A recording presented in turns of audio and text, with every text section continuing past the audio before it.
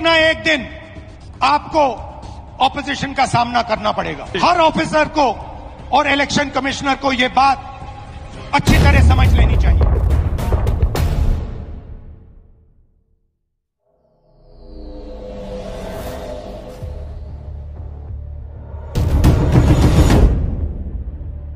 প্রায় এক সপ্তাহ হতে চলল, তবু ভারতের নির্বাচন কমিশন কি পারল রাহুল গান্ধীর তোলা ভোট চুরির বেনজির অভিযোগের কোনো গ্রহণযোগ্য উত্তর? ভারতের সংসদীয় রাজনীতি কি নতুন কোনো মোড়ে পা রাখছে? সত্যি কি রাহুল গান্ধী ভারতের নির্বাচন কমিশনের কাছে শপথপত্রে সই করে প্রমাণ জমা দিলে নির্বাচন কমিশন কি পারবে নিরপেক্ষ তদন্ত করতে? আইন কি বলছে?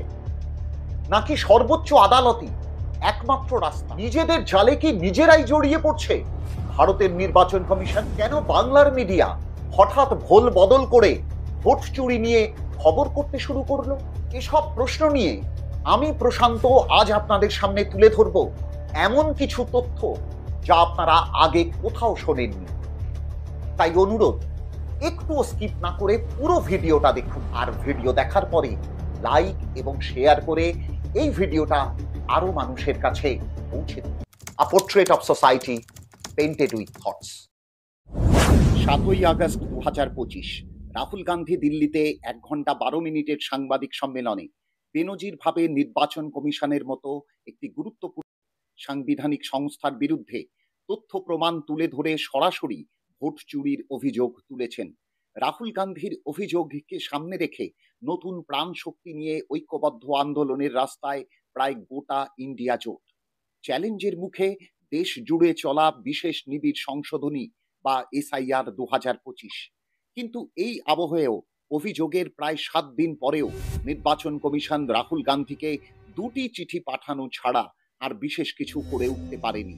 দেশের 4টি রাজ্যের নির্বাচন আধিকারিকের পক্ষে প্রথম চিঠিতে রাহুল গান্ধীকে শপথপত্রে সই করে তথ্য প্রমাণ জমা দিতে বলা হয়েছে, আর দ্বিতীয় পত্রে প্রায় একই বয়ানে রাহুল গান্ধীর তোলা একটি অভিযোগের খণ্ডিত উত্তর দিয়ে রাহুল গান্ধীর তথ্য প্রমাণকে ভুল বা মিথ্যা বলার চেষ্টা করা হয়েছে। প্রথম প্রশ্ন, রাহুল যদি শপথপত্রে স্বাক্ষর করে সত্যি সত্যি নির্বাচন কমিশনের কাছে সমস্ত তথ্য প্রমাণ জমা দেয়, তাহলে নির্বাচন কমিশন কি পারবে তদন্ত করতে?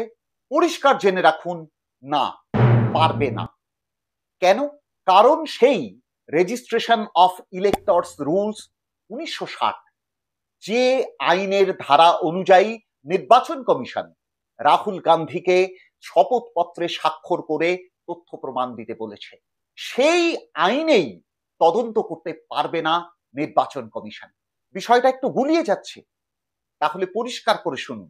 এই আইনের 12 নম্বর ধারা অনুযায়ী নির্বাচন কমিশনের খসড়া ভোটার তালিকা প্রকাশ করার পর 30 দিনের মধ্যে যে কেউ ওই খসড়া তালিকায় প্রকাশিত বা অন্তর্ভুক্ত কোনো ভোটারের নাম সম্পর্কে কোনো অভিযোগ বা দাবি জমা দিতে পারে, কিন্তু সেটা 30 দিনের মধ্যে। আর ওই 30 দিন পেরিয়ে গেলে যদি চূড়ান্ত ভোটার তালিকা প্রকাশিত হয়ে যায়, তাহলে আর কেউ ওই চূড়ান্ত ভোটার তালিকায় থাকা ভোটারের সম্পর্কে কোনো অভিযোগ কিংবা দাবি জমা দিতে পারবে না। রাহুল গান্ধী কর্ণাটকের একটি আসনের যে ভোটার তালিকা নিয়ে তার অভিযোগ তুলে এনেছেন, সেই ভোটার তালিকা 2024 সালে। সুতরাং নির্বাচন কমিশনের আইন অনুযায়ী এখন আর ওই নির্বাচক তালিকায় থাকা কোনো ভোটারের সম্পর্কে কোনো অভিযোগের তদন্ত করতে পারবে না নির্বাচন কমিশন। তাহলে এখন রাহুল গান্ধী যদি শপথপত্রে সই করে ওই ভোটার তালিকায় থাকা ভোটারদের সম্পর্কে কোনো দাবি, কোনো অভিযোগ প্রমাণ সহ জমা দেয়, তাও সেই 20 ধারা অনুযায়ী নির্বাচন কমিশন তার তদন্ত করতে পারবে না।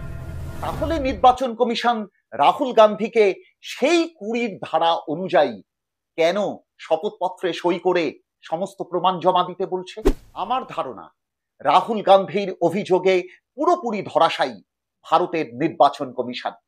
শুধুমাত্র মুখ বাঁচাতে একটা কিছু বলতে হবে, তাই নির্বাচন কমিশন এখন 20 ধারা অনুযায়ী রাহুল গান্ধীকে শপথপত্রে সই করে প্রমাণ জমা দিতে বলছে।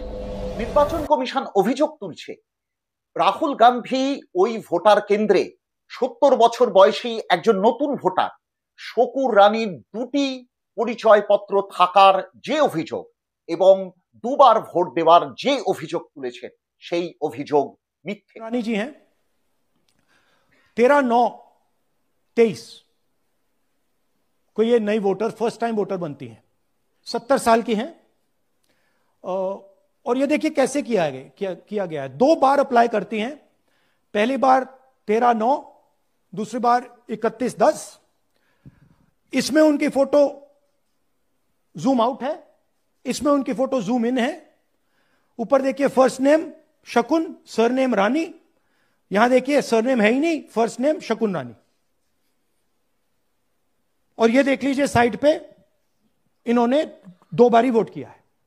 अब पता नहीं इन्होंने किया है किसी और ने किया है, बट 2 बार इस आईडी कार्ड पे 2 बार वोट लगा है। এটা নাকি নির্বাচন কমিশন তদন্ত করে দেখেছে। আপনারা টাইমস নাও চ্যানেলের এই রিপোর্টটি দেখুন। শকুর রানী সাংবাদিককে বলছেন যে তিনি একবারই ভোট দিয়েছেন। मेरे पास एक ही वोटर आईडी है और मैंने एक ही बार वोट किया। वो उन लोगों की प्रॉब्लम है कि 2 कैसे हुई वो हमें नहीं पता। आपके पास पहले वोटर आईडी कार्ड एक ही है या 2 है? एक ही है हमारे पास जी। लेकिन राहुल गांधी ने तो कल प्रेस कॉन्फ्रेंस किया था, उन्होंने बताया कि आपके नाम पे 2 वोटर आईडी कार्ड है, दोनों वोट हुआ है। हाँ तो हुए थे 4 हुए, लेकिन इससे मुझे क्या पता। मैं तो एक ही बार वोट करने गई। अब उनको पता होगा 3-3 4 वोट कैसे पड़ती हैं एक नाम से। वो तो उन्हीं को पता होगा, वो अपने उनसे पूछे जहाँ वो वोट डलवा रहे थे। जी, तो आप कर्नाटक में ही वोट कर रही हैं मैम अब तक? नहीं, अभी मैं फर्स्ट टाइम कर्नाटक में किया, उससे पहले हमने यूपी में किया। कानपुर से हम कानपुर में किया। नहीं, कानपुर में नहीं किया। कानपुर में नहीं गए, वोट ही नहीं था। अरे हमारा वोट ही नहीं था। अच्छा, वोट ही नहीं बना। भटिंडा में किया। बठिंडा में किया। तो वहाँ का वोटर आईडी है वो कैंसिल हो वो कैंसिल हो गया। वहाँ पे अभी कोई वोटर आईडी नहीं है except this card. There is no other voter. Can you show me your card sir? Yes yes please. So this is the voter ID card what she has right now. As you can see, it is written Shakun Rani. The husband is Virendra Kumar, who is sitting next to her, and this is the address of where the voter ID is. Now, the Rahul Gandhi has alleged that there were 2 voter ID cards made, and both of them she voted. কিন্তু এই প্রশ্নের উত্তর কে দেবে যে শকুর রানীর নাম 2 জায়গায় কেন আছে এবং শকুর রানীর 2টি ভোটার পরিচয়পত্র কেন আছে? কেন এক কামরার ঘরের ঠিকানায় কোথাও 80 জনের নাম, কোথাও 34 জনের নাম অন্তর্ভুক্ত আছে? প্রায় 1 লক্ষের ওপরে ভোট চুরির যে অভিযোগ বিরোধী দলনেতা রাহুল গান্ধী করেছেন তার উত্তর কোথায়? শুধুমাত্র একটি অভিযোগ নিয়ে নির্বাচন কমিশন রাহুল গান্ধী মিথ্যে কথা বলছেন বলে চিঠিতে দাবি করেছে। আর বাকি অভিযোগগুলো সম্ভবত এসবের কোনো উত্তর নির্বাচন কমিশনের কাছে নেই। তাই রাহুল গান্ধী ভোট চুরির অভিযোগ তোলার পর প্রায় 1 সপ্তাহ হতে চলল। বড় বেসামাল লাগছে ভারতের নির্বাচন কমিশন। তাহলে উপায়? রাহুল গান্ধীর তোলা এত বড় অভিযোগের কি তদন্তের কোনো সুযোগই নেই? ভারতের সংবিধানের 324 ধারা নির্বাচন কমিশনকে অধিকার দিয়েছে দেশের গণতন্ত্র রক্ষা করার স্বার্থে স্বাধীন এবং স্বচ্ছ ভোটদানের জন্য যা যা প্রয়োজন তা করবার। বর্তমান আইনে সুযোগ না থাকলেও এত বড় অভিযোগ পাওয়ার পরেও কি নির্বাচন কমিশন চুপচাপ বসে থাকতে পারে? দেশের সংবিধান নির্বাচন কমিশনকে অধিকার দিয়েছে প্রয়োজনে এত বড় অভিযোগ নিয়ে নির্বাচন কমিশন নিজেই অন্তর্তদন্ত করতে পারে। আর না হলে দেশের সর্বোচ্চ আদালত দেশের সাংবিধানিক সংস্থার স্বচ্ছতা ও বিশ্বাসযোগ্যতা রক্ষার স্বার্থে নির্বাচন কমিশনকে তদন্তের নির্দেশ দিতে পারে। কি হবে তা ভবিষ্যৎ বলবে, কিন্তু বর্তমান বলছে রাহুল গান্ধীর তোলা এই ভোট চুরির অভিযোগকে সামনে রেখে নতুন করে উজ্জীবিত হয়েছে দেশের বিরোধী দলগুলোর ইন্ডিয়া জোট। প্রায় 300 বিরোধী সাংসদের র্যালি, গ্রেফতার বরণ আর তুমুল উৎসাহ প্রমাণ করছে যে বিরোধীদের পালে নতুন করে হাওয়া লাগতে শুরু করেছে। এটা কি ভারতীয় রাজনীতিতে কোনো নতুন বার্তা নিয়ে আসবে? আর এর মধ্যেই হঠাৎ ভোলবদল বাংলার মিডিয়ার। একটা উদাহরণ দেই, যে আনন্দবাজার পত্রিকা 7 তারিখে রাহুল গান্ধীর করা সাংবাদিক সম্মেলনে ভোট চুরির অভিযোগের মতো গুরুত্বপূর্ণ খবরকে 8 তারিখে 10-এর পাতায় ঠেলে দিয়েছিল, সেই আনন্দবাজার 11 তারিখের সাংসদদের মিছিলের খবর নিয়ে এসছে একেবারে প্রথম পাতার প্রধান খবর হিসেবে। গত 7 তারিখ থেকে সর্বভারতীয় ইউটিউবাররা যখন দেশের প্রধান চ্যানেলগুলোকে একেবারে মাঠ ছাড়া করে দিয়েছিল ভোট চুরির খবর তুলে এনে, বাংলার রাজনৈতিক খবরের ইউটিউবাররা একেবারে চুপ করেছিল। কিন্তু হঠাৎ করে 11 তারিখে সাংসদদের মিছিলের পরেই তারা জেগে উঠেছে। তাহলে কি গদি মিডিয়ার ছায়া পড়ছে বাংলার সংবাদ মাধ্যম, এমনকি ইউটিউবারদের মধ্যেও? প্রশ্নটা কিন্তু উপেক্ষার নয়। কিন্তু নির্বাচন কমিশনের আজকের এই বেসামাল অবস্থা নাগরিক হিসেবে কি আমাদের চিন্তিত করছে না? কেন দেশ জুড়ে প্রশ্ন উঠছে যে নির্বাচন কমিশন নিরপেক্ষ কিনা? কেন দেশের সাংবিধানিক অধিকার রক্ষার প্রহরী সব প্রশ্নের ঊর্ধ্বে থাকবে না? আজকের এমন দিনে বড় মনে পড়ছে ভারতের 10ম নির্বাচন কমিশনার টিএন সেশনের কথা। নির্বাচন কমিশনার হিসেবে যিনি প্রথম প্রমাণ করেছিলেন নির্বাচন কমিশন সরকারের অংশ নয়, দেশের সংবিধানের বলে বলিয়ান হওয়া গণতন্ত্রের রক্ষাকর্তা। মুখ্য নির্বাচন কমিশনাররা সাধারণত আইনমন্ত্রীর অফিসের বাইরে অপেক্ষা করে সুবিধে মতো ডাক পাওয়ার জন্য। আমি বলেছিলাম আমি এটা করব না, আমাকে যে কোনো সময় অফিসে পাওয়া যাবে, কিন্তু একটাই শর্তে, আমার অফিসকে সম্মান করতে হবে।